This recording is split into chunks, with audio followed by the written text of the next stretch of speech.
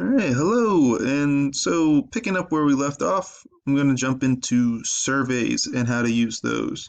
So, I'm just going to, as you can guess, click on surveys here, and then we've got options. All right.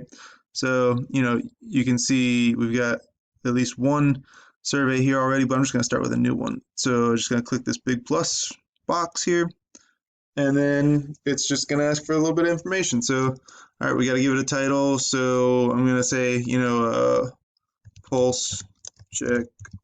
Well, actually, I'll just go ahead and one of our favorite use cases is our health checks. So I'll just go ahead and configure one of those. We'll make this real. And then it defaults to just a 30-day active window. I kind of like if in instances like this, giving it a full year.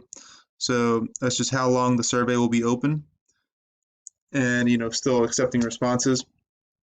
And then you've got this little toggle over here with is external.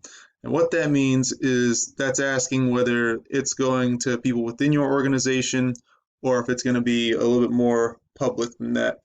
If it's people within your organization, we have some serious encryption and unique links that will be sent out via text so that you don't even have to ask for certain information like, who's taking the survey. We can identify that from their individual links. So I'm going to go ahead and leave this, or I'm going to make this an internal one. And then once you make it an internal survey, you also have the option, if this were a pulse check, a stay interview, you can then set it up to go out, so many days since they've been employed. So maybe, on their 14th day of employment, you want them to get a survey, kind of checking to see how the onboarding went, how their first, you know, 2 weeks has been, did it meet expectations, whatever. So that's an option with the tenure-based scheduling. But if you're doing a health check, this is what we'd like to do. So, or this is what we're doing for our example. So I'm just also going to check this is recurring, which means we're going to set up kind of some scheduling to it.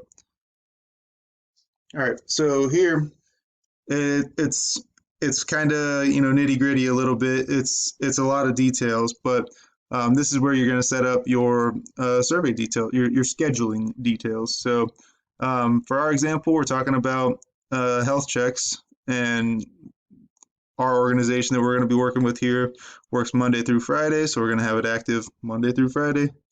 We're going to bump this active window out a year as well to match up with what we had over there. I'll go ahead and give it the Eastern time zone.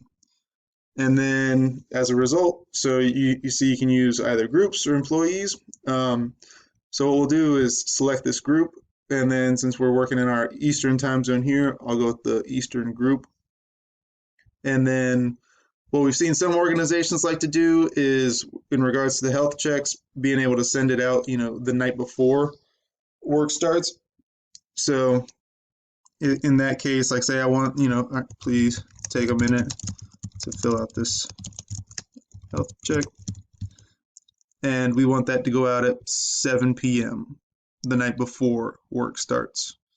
That just gives them a little bit more time to get it done, but still also be within that kind of window where we're feeling okay about them doing this for the next workday. But moving on, and then you can add as many reminders as you'd like for this health check. So I'll say it's still health check is still not complete.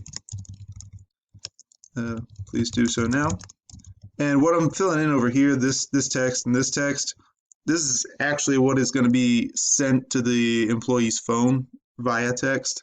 So this is what they will see on their side, in addition to a link being attached. And this one will say, all right, 7 a.m. morning of. And you can add reminders by just clicking that add reminder. I'll skip that for a second. And then you just gotta decide who is getting the report and when. So you got the option to either, insert whatever kind of, you know, email there on that email ID, or you can choose from your employee list. So in this case, we'll go Ellis.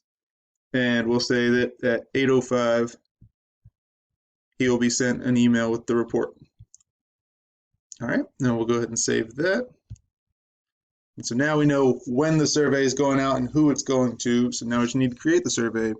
So it would be something like, uh, have you had any COVID-19 symptoms in the last 24 hours?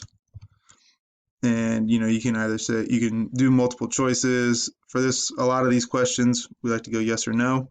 So it's just yes, no.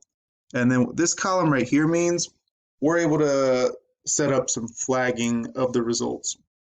And I'll get to how you see that later. But you basically, so, all right, have you had any symptoms? If they say yes, that is a negative response. So that's somebody that we would consider, at risk.